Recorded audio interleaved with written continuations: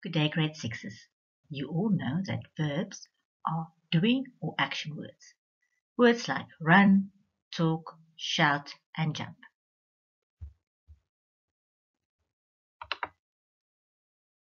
First, we're going to talk about modal verbs. Modal verbs are verbs that help other verbs to say something about the action. And examples of modal verbs are the words can, may, could, must, should, would. Now, on their own, these verbs don't mean a lot. Can doesn't say anything to me, but when I use them with another verb, they make sense. Can you help me? May I proceed?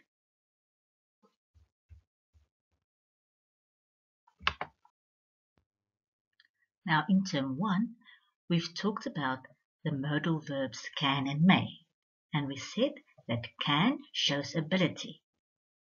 We use can to say that we are able to do something. For instance, I can jump very high.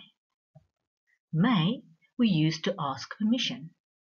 An example, may I be excused from the meeting?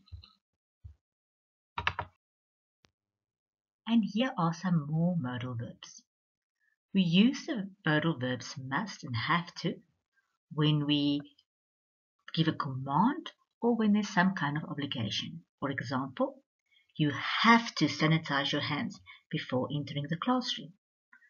Or his father said he must be in bed by 9 o'clock. Should is also a modal verb, and we use should to make some kind of suggestion. Example, you should take an umbrella with you, or you should do your English homework first.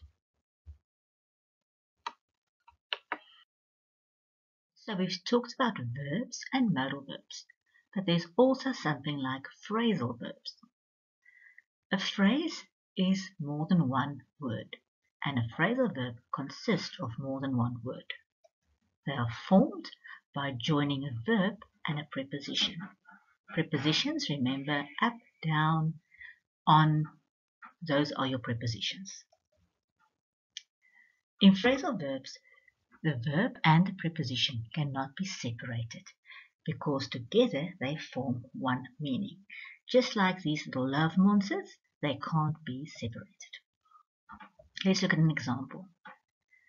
We need to look is my verb and after is my preposition, our pets. You'll see that to look means something different than to look after. In the next example, wash is my verb and up is my preposition. Part of the shipwreck washed up on the beach.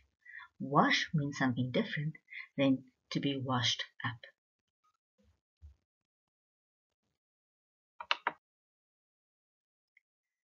So let's quickly summarize what we've done today. We've talked about modal verbs, which are helping verbs. The word can shows ability. I can jump very high. May, modal verb that shows permission.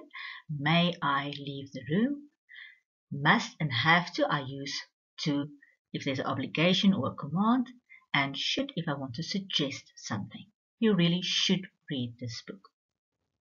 We've also talked about phrasal verbs, which consist of a verb and a preposition, which creates one new meaning.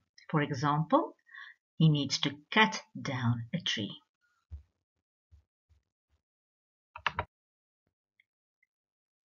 Your homework for this week, grade 6s, will be to complete the language activities on the worksheet for modal verbs, verbs, and phrasal verbs in your green language books.